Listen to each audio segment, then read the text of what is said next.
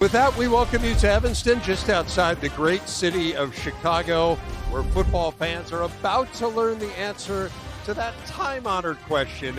You know, I got about $900 million burning a hole in my pocket. I wonder what I can do with it. Dave Revson, Jerry Donato, Jake Butt, this is the answer to what you can do with your $900 million. You can build the new Ryan Field. Guys, we had a chance to take a tour of the facility today. It is absolutely spectacular. Yeah, it's a great place. I think it's the perfect size, first of all. Second of all, if you're a fan, you're always going to be covered. Let the players get wet and snowed on. And then if you're a student, you got pretty good seats. You're really close to the action. There's not a bad seat in the house. I mean, this is a stadium built with the fans in mind. I mean, we walked all throughout the stadium. There's truly not a bad seat. Even down to the food on the outside with the taste of Chicago, like Coach mentioned. You won't get rained on out here in the city. Of course, it's going to be on the team, and Coach Braun has done a great job, and it feels to me like this program's ready to take that next step. Well, they have talked a lot about that they want to have more of a home field advantage. This stadium is set up to have just that, but David Braun has said, hey, we have to put a great product on the field. He's done a very good job, I think we could agree, under really challenging circumstances. Certainly year one was remarkable. Last year they got back to a bowl game, but they want to take that next step. They want to be a consistent team that challenges in that upper echelon of the Big Ten. And so as we turn from the stadium, which is spectacular, to the team, which they are trying to get to that level, guys, what are you interested in seeing when we go over to practice a little bit later? You know, I'm expecting the same thing from the defense. Tim McGarland's done a really good job at the defense. He's still a young coach. He'll continue to get better. I think just like the stadium new, I think the outlook on offense is so much different, and it's so new. David Braun's background as a defensive coordinator, and defensive coordinators need strong offensive coordinators. And it's not only Chip Kelly coming, right? I mean, we all know about Chip's background. Jerry Neuheisel, who I watched coach at UCLA a couple years ago, and I walked off the field saying that's one of the best young coaches I've seen. Tim Drevno coaching the offensive line, a Michigan guy who was at Michigan, accomplished guy, and then Bob McNell coaching the tight ends. I mean, that is an offensive staff that David Braun can help on defense if he needs to, but he can manage and motivate the program. I'm completely with you. I think this is the best staff that Coach Braun has had. And I think back to my time at Michigan, my second year we had 5 wins. My third and fourth year, we doubled our wins to back-to-back 10-win seasons. And the biggest difference was our staff, our play callers, and our assistants. Bringing in Chip Kelly, that's a splash hire. They're obviously going to have a great offensive system this year, but players want to play for that system. And specifically, Aiden Childs being a dual-threat quarterback. I think back to what Will Howard was able to do, winning the national championship with Chip Kelly at Ohio State.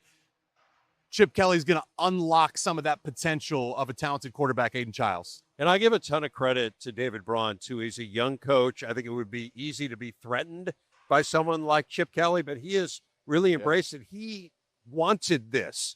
He talked a lot about the fact that, and this predates him, they've been bad on offense here for a long time. There's a lot of statistics that back it up.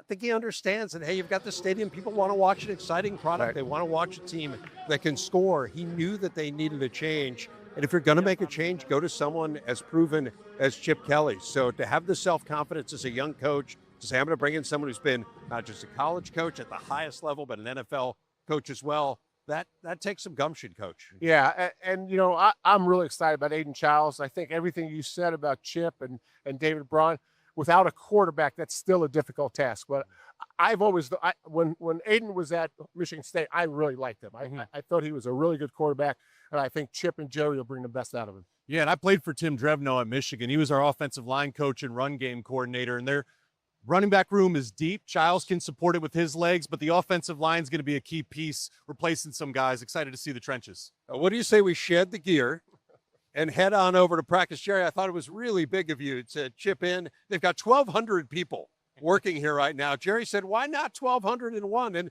And the work you did on the HVAC system today, I think really is going to be valuable. You know, my experience, especially with HVAC, you never can have enough people. It's that 12,001. Sometimes it's not the 1,200. It's that one that makes the difference. And I felt like I did that today. Yeah, each guy chipping in, and Coach Donato kind enough to do that today. The job that David Braun has done here probably doesn't get the recognition it deserves nationally. Took over a one-win team in the summer of 2023, and all he did was win 8, including a bowl. Was Big Ten Coach of the Year, Last year's team returned to the postseason, making him the first Northwestern coach ever to make a bowl in 2 of his first 3 seasons at the helm at Evanston. Not bad for a guy who had never been a head coach and had never coached in FBS football before coming to Evanston. And the head coach of the Wildcats, David Braun, joins us now. And Coach, when you think about where you were 4 years ago and where you are now, what goes through your head? Yeah, it's been a wild ride. For so many reasons, it was a dream come true to come here to Northwestern as defensive coordinator, and it's a university and a place and a community that myself, my family, my wife have fallen in love with, and really excited for everything that's to come. Well, let's talk about some of the things that are to come. It feels like there's a pretty good vibe around this program right now. We had a chance to go over and tour Ryan Field earlier, and it's just spectacular. We can get into the specifics of the stadium in a moment, but just give me a sense for kind of how things feel right now around Northwestern football. Yeah, I think there's a balance. There's a lot of excitement. A lot of excitement around this team, a lot of excitement what is in store for this season. A new era of offense at Northwestern, and also an attitude of we're not a finished product. There's a lot of work to be done, and also a clear understanding that, as exciting as it is to talk about moving into the best stadium in all of football on October 2nd. We have one heck of an opponent in South Dakota State coming in here on September 5th, and making sure that as a program, we're narrowing our focus, taking it one day at a time, and putting ourselves in a situation to be at our best for that opening game. Well, before we get into that, I'm going to ask you to zoom out just one more time. Help people understand what a stadium like that can mean for a program. I mean, I understand kind of pragmatically, you hope there's going to be more of a home field advantage. Yeah. It's nicer, locker room's probably nicer, all that stuff. But like, what can it mean in terms of the functioning and the success of your program? I really see it as an opportunity for us as a football program, us as a community, us as a university to redefine how we do game day at Northwestern on a consistent basis. And, we've built the stadium. The level of investment from the Ryan family, it's built for us, and it's my job and our job to put one heck of a football team in that stadium. Something that people are excited about.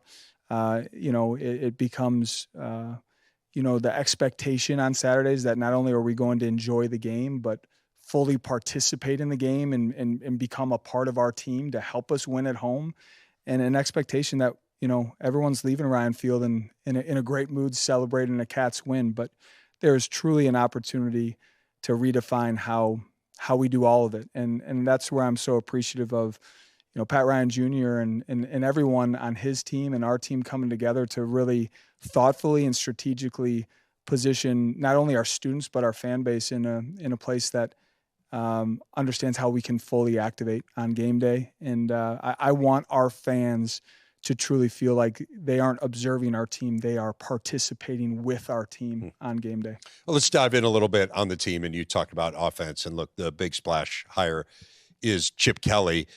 What philosophically do you want this offense to be, and how does Chip allow you to get there? One thing that I appreciate about Chip most is he just wants to win.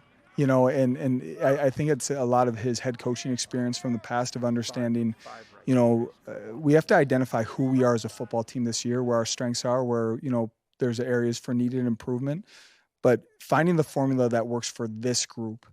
I know that we need to protect the football. I know that in this league, you have to efficiently run the football. And, when we get into the red zone, we need to turn those opportunities into touchdowns. And what has shown up tangibly in my time with Chip, in our conversations and collaborating with Tim McGargle and Paul Creighton, all our coordinators, on how we execute on this plan, from our practice structure to the way that we meet, all of it, is his creativity is unmatched. I mean, Chip's willingness to really think outside the box and identify, okay, these are the strengths of this group and this group and this group, and this is how we're going to activate that. And I've had to learn as a head coach, you don't hire someone that has that level of creativity and box them in. You continue to have conversations, find alignment, try to bring value from my defensive perspective. Like the conversations he and I get to have in terms of how that affects the defense has been, really exciting. But we got to score more points. The quarterback play has to be something that's not only consistent but elevated. To win in this league, you better have good quarterback play. And the partnership of Chip and Jerry and that rest of that offensive staff, I've been really impressed with the level of our quarterback play and how that room continues to impress. Let's talk a little bit about the quarterbacks. And Aiden Childs, seems to be the front runner at this point. Obviously, a guy who started a ton of power conference football. I know you haven't officially named him your starter, but what does Aiden bring to this offense, and how have you seen him evolve here through the preseason? I've seen him evolve just in his comfort level. That Chip did not come in here spoon feeding and like easing into it. I mean, our guys have felt like they're part of an NFL organization with the volume of install. You could see in spring, Aiden starting with his practice for that the game and the terminology and just the process of how we're operating as an offense was still moving fast for him. But he's leaned into that. I mean, the student of the game that he is, and the partnership with him and Chip and Jerry has been incredible. You've seen throughout the summer months and specifically into fall camp, the game's starting to slow down for him. The comfort level's there. His ability to build relationships with everyone on our team, across our team, is something that's really impressed me. And he's continued to take more command on that side of the ball, which we're going to need him to do. He needs to step into the huddle, and there needs to be, 10 sets of eyes on him, knowing that this is the leader of our offense. And, we still have work to do as a program. He still has areas where he needs to continue to improve, but the consistency and him really catching his stride is something that's really shown up here in fall camp. Do you want to ask you just a bit about the defense? That was the strength of this team last year. It's been the strength of this team for a long time. Give me a sense for how you think that group's coming together, particularly up front where you lost some really key performers. Yeah, we're going to need that room to continue to elevate and continue to develop. I feel really good about our defensive end room with the return of Michael Kilbane, the addition of Jamal Johnson, some young emerging guys like Caden O'Rourke. Dom Kirks has done a nice job as a transfer from Ohio State. And that room continues to elevate. The defensive tackle room, there's not a ton of guys on our current roster that have played a lot of Big Ten football. And, that group's going to need to continue to improve and continue to elevate their game. Having a guy like Kobe McKenzie and Braden Bruss right behind those guys is something that we're really excited about. The return of Braden Turner at nickel for us in the defensive backfield is definitely a veteran presence for us. We have it in the D-line room. And it's going to require, 2 more weeks of camp and consistent development and finding the right rotation and the right, mixing and matching and the right pairings. But if you want to win in this league, you have to be, you have to play high level defense line play. Well, we look forward to seeing what it looks like as you guys take on South Dakota State here in a couple of weeks. Thanks, Coach. Thanks, Dave. Back in Evanston, and after years of subpar offense here, Northwestern turned some heads over the winter with the hire of Chip Kelly as the school's new offensive coordinator. Kelly just 2 years removed from coordinating Ohio State's national championship offense. The former head coach at Oregon and UCLA has had 6 top 10 scoring offenses nationally in his 13 years in the college ranks. Here's Kelly with our national championship OC, Coach DiNardo. Coach, you've gotten a lot of publicity coming here to Northwestern. But I have a feeling you feel like you have a great support staff. Tell us about the other assistants on the offensive side. We really do. And one of the things about coming here was Dave said I was allowed to bring some people with me. So I brought Tim Drevno, who's our line coach. He had coached with me when I was at UCLA. Drev's coached at Michigan, USC, Texas, Ohio State, 5 years in the NFL with the 49ers, and it is outstanding. Our tight end coach, Bobby McNeil, who you know since he was a little kid. You coached with his dad, Jack, who was a longtime head coach at Boston College. Bick had 17 years experience in the NFL as a wideout coach and a tight end coach. He's coaching our tight ends and does a tremendous job. And he was on my staff when I was in Philadelphia and San Francisco, so we speak the same language. And then Jerry Neuheisel came over from UCLA. I had been with Jerry for 6 years there. He's coaching our quarterback. So there's some familiarity with those three guys. And then the two coaches that were here before I got here are outstanding. Aristotle Thompson, our running back coach, is as good as running back coach there is in the country. I think he's unbelievably knowledgeable. He's a really good fundamental teacher. He's understands schemes. He does a great job. And then Armand Binns, who was a really good player in the NFL, a really good player at Cincinnati, and has been here for a couple of years with the Whiteouts, has done a really good job. So I think the whole staff has got to gets along really well. And that's part of it. I think, the continuity and everybody being able to speak the same language and be on the same page is important. A lot of teams that are built like your team, oftentimes it comes down to quarterback play. If you have outstanding quarterback play, it could make up for maybe some things that you don't have. Tell us about Aiden Childs, how he's progressing. Yeah, I've known Aiden since he was in high school. He's a Los Angeles kid. Went to Oregon State and played as a true freshman, which is rare. And then played 2 years at Michigan State. So the one thing he has, besides his talent, and before we even talk about it, he's played 30-plus games of Power 4 football. And as I learned from a long time ago from a great coach who Sam Ratigliano, who said, you don't know what you have. A quarterback is like a tea bag. You don't know what you have until you put it in hot water. Well, Aiden's been in hot water, right. So you're not guessing on what you're going to get. For him coming here was just, we call it this, you called it that. I know Jonathan Smith really well. I think Jonathan's an outstanding coach and had a really good system. It's the same system he ran at Washington for Chris Peterson. So, his background coming in here was he's pretty sharp. And then you add that he's 6'4", he's 220 plus pounds. He runs over 21 miles an hour. He can really move. He's athletic, but he's got a presence because he's been in a huddle for 3 years now. So now this is his third school, but it's his fourth year being a starting quarterback. And we're really, really excited about him.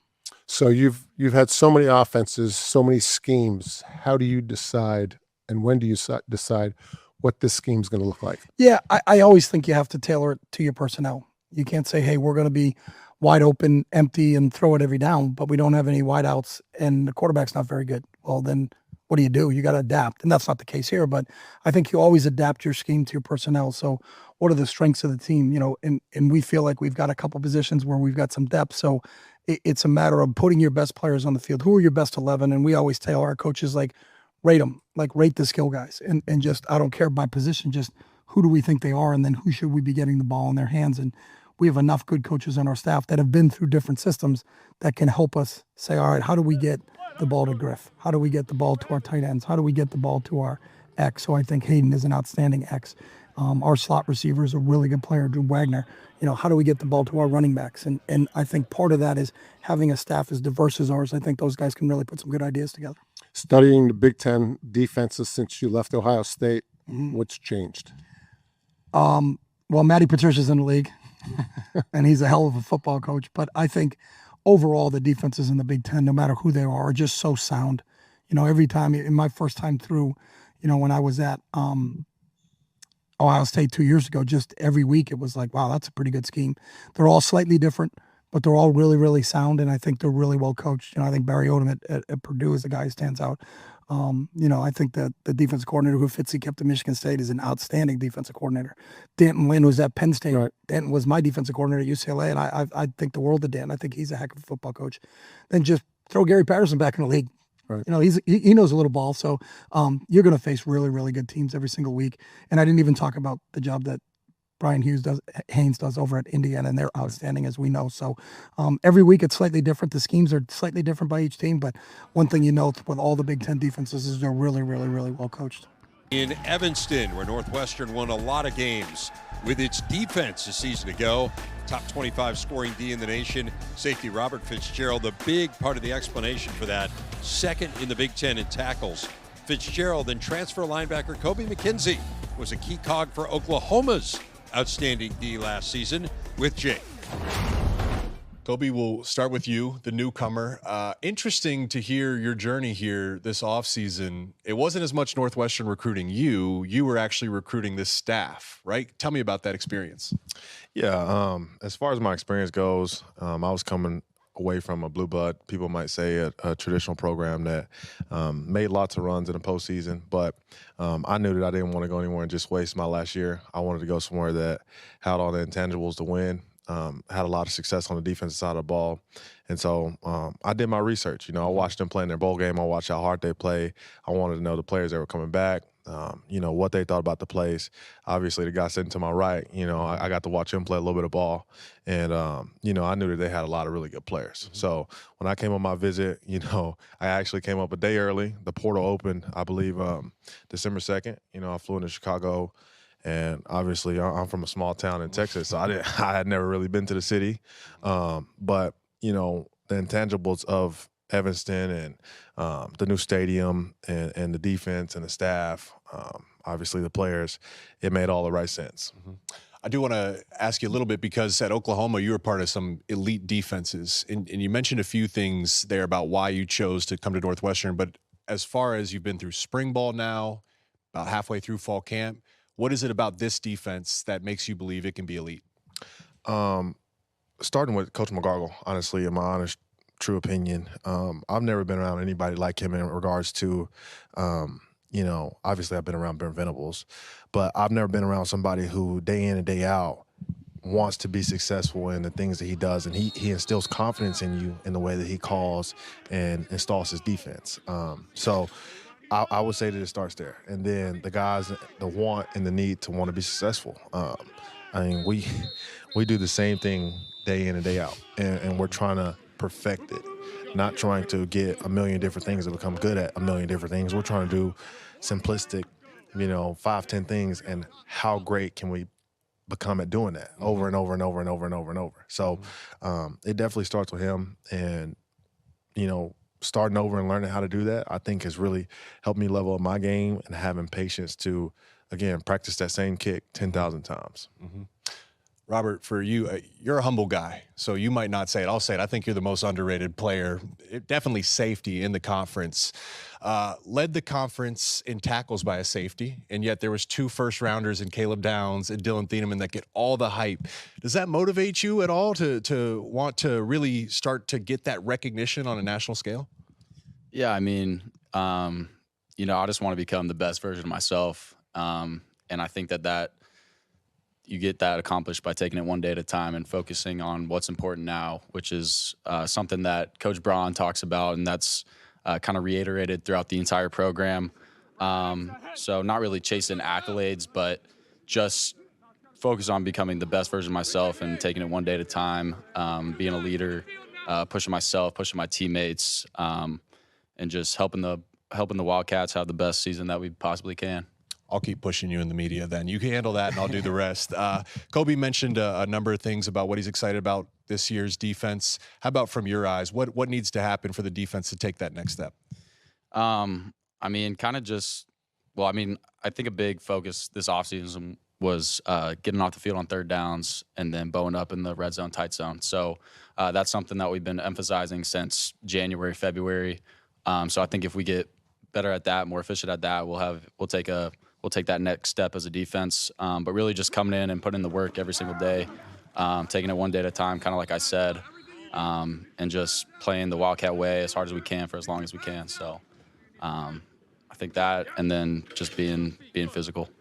One more before we let you go here. You got eyes in the back end going up against the quarterback every single day, and the new system. What stands out to you about Childs and Chip Kelly's offense? Yeah, I would say as far as Childs, I think he's just a great leader, brings a lot of energy. All the guys really, really like him, and he's meshed really well with the group. Same thing with a dude like Kobe.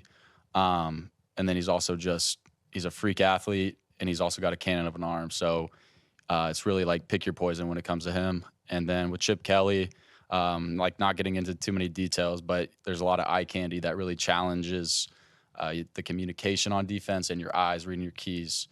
So it's been great work for us in spring ball and this fall camp as a defense. So I'm really excited to see what they're going to do. Yeah, I'm excited to watch both you guys this fall. So appreciate you taking the time. Good luck. Thanks for having us. Northwestern slated to start a transfer quarterback in the opener for the 4th time in as many seasons under David Braun. Former Michigan State starter Aiden Childs, the most highly regarded of that group, the 4th highest ranked transfer QB in the Big Ten per 247, top 15 nationally. Childs and returning All Big Ten receiver Griffin Wilde with Jake. All right, Aiden, we'll start with you. Why Northwestern? Why was this a place? Yeah. The people were great, came here, talked to all the coaches, got to know everybody. And then when I got here, it was a 6 a.m. lift that was optional, and everybody was here. And I just loved seeing that everybody was dedicated to the team, really committed, and, they lived up to the standard. And I was like, yeah, this is a team that I see myself playing with and playing for. So I was like, yeah, How about the play caller and Chip Kelly and your quarterback coach and Coach Neuheisel? What impact have they had on your game this offseason? A lot. Coach Kelly's a genius. He knows everything that's going on. He knows all 11 players, everything that's going on during the play, after the play, and before the play. He knows everything's going to happen. And it's just good to hear from him all the time and, hear his feedback. And Coach Jerry, he's a younger guy, easy to talk to, and just he's really helpful. He's just there. He's a coach, he's a teacher, and great person. So it's just good to be here and understand that they're here for you, and also here to make all of us better, not just quarterback room.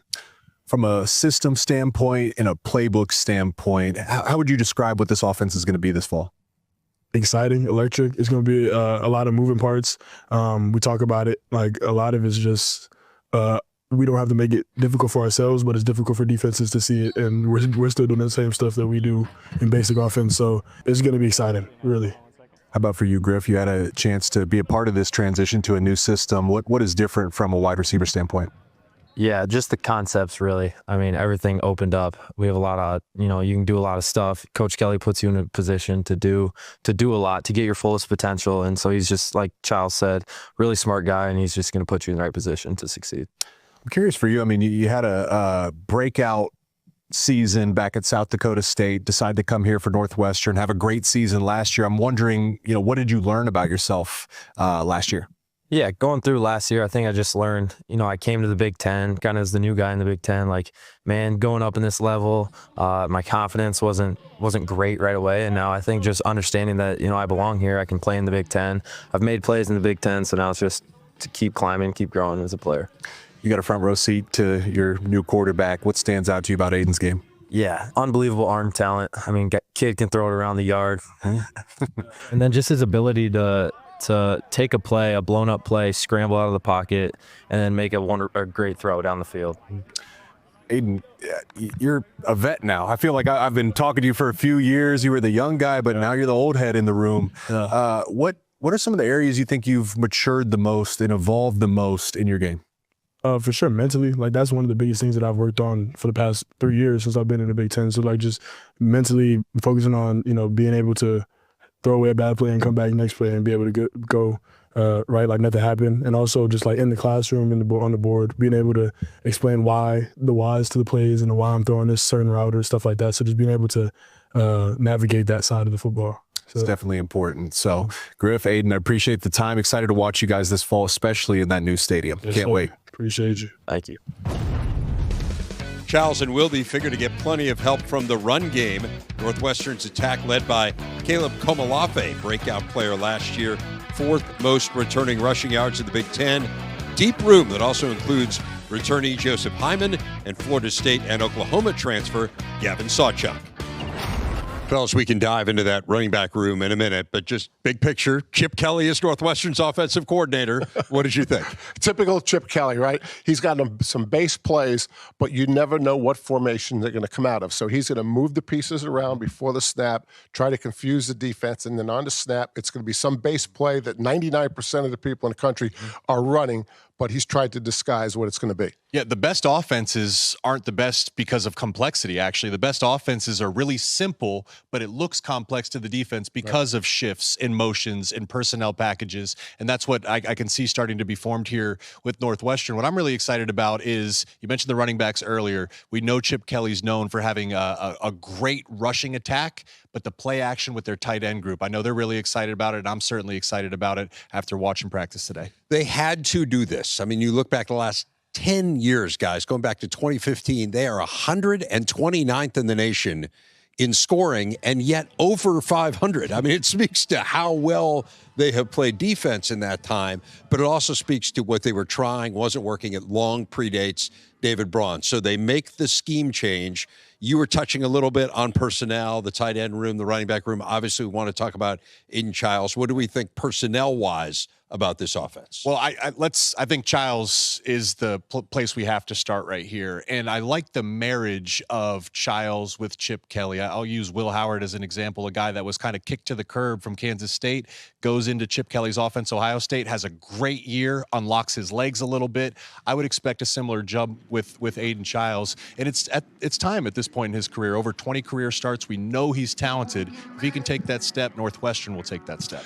I was a big fan of Aiden Childs when he was at Michigan State. I thought he was really a talented guy. From all indications, he's a real team guy. The only issue about today is they're scrimmaging tomorrow, which means that it really wasn't a real hard physical practice. I'm getting to the offensive line. The offensive line, honestly, looks like a lot of other offensive lines in the conference. We know there's certain teams that separate themselves by personnel at every position. So they don't look like one of the best teams as far as personnel, but they look like the majority of teams that we have seen on this tour in the offensive line without seeing them contact. It's a big group. It's a no big group. question about Yeah, that. They have yeah. a lot of numbers, and they have some good size up front there. I know they really feel good about some of the pieces they got out of the portal in particular, and getting Jackson Carcello back at center is a huge win for them. It seems like wide receiver is the area where you're really elite with the first, certainly the first guy, and maybe 2 and 3 as well. And then after that, you worry a little bit about depth. How concerned are you about that group? I'm not, and Wildy will be the best friend of Childs. Very trusty receiver, always in the right place, catches everything. Elegon had a really nice practice today, and you can still get a lot out of the receivers, even though the scrimmage is tomorrow. Making contested catches, route running. He seems to be building a nice relationship. But depth-wise, Dave, I would point back to the tight ends. I'd imagine they're going to be in 12 personnel a lot, which will kind of help mask some of the questions at receiver depth. Yeah, and you know, a way to help your receivers that may not have great speed or great athletic ability is to have them off the line of scrimmage so they're moving before the snap. It's not like you're the ex-receiver and you're on the line of scrimmage and the defense has to defend you. So where you help a receiver who's not a great player is you move him and you snap as he's moving behind the line of scrimmage. They really like Joe Hyman as well. He's a guy who's been involved in a lot of big plays here. You can use him in a lot of ways. Obviously, lines up primarily as a running back, but a versatile piece. He can catch the ball in the backfield. And you mentioned the tight ends. Man, that room is it's really interesting. Yeah. I mean, Deneke could catch everything, and then Honig is just a big. Yeah, but Jake would have mentioned him anyway. Right. It could have been the worst tight ends. They could have been the worst tight ends in the country. He walks around and mutters tight end, right? But here, there's a reason for muttering it, no doubt. Wrapping things up from Evanston, where the anticipation continues to build around the new Ryan Field.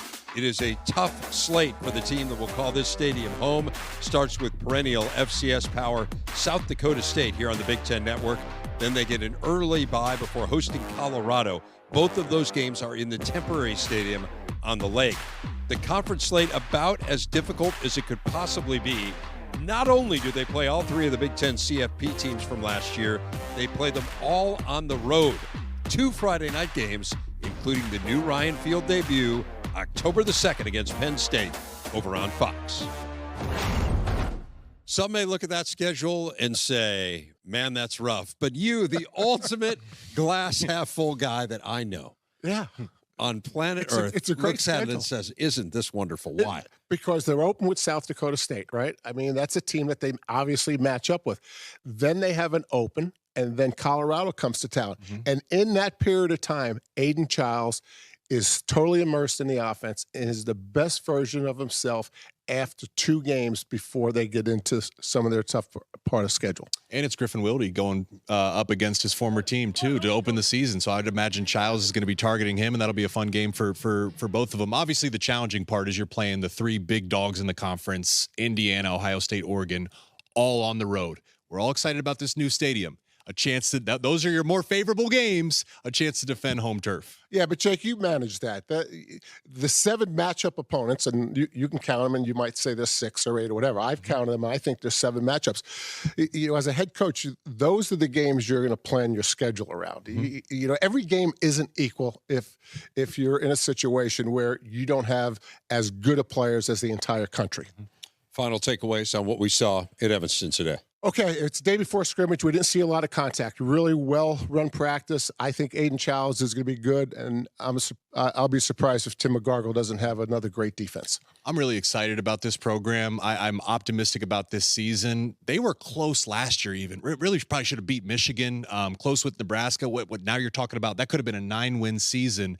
There's a lot of positive momentum here, especially if Childs can take that step as a quarterback with Chip Kelly and Coach Neuheisel leading the way. And I say this, David Braun is in the best position he's been in 4 years. He's done incredible work under incredible circumstances, and now it's almost like a new beginning. It does feel like there's a lot of positive momentum around this program right now, on the field, off the field. There's just a lot of good vibes around Northwestern football. We are going to head south to Champaign. Coming up next, we will check in on Brett Bielema and the Fighting Illini. Last 2 seasons, most wins over a 2-year span in school history. We will check in on them. Want to thank everyone here at Northwestern for a great visit. Zach Wingrove and his SID staff, as always, first class.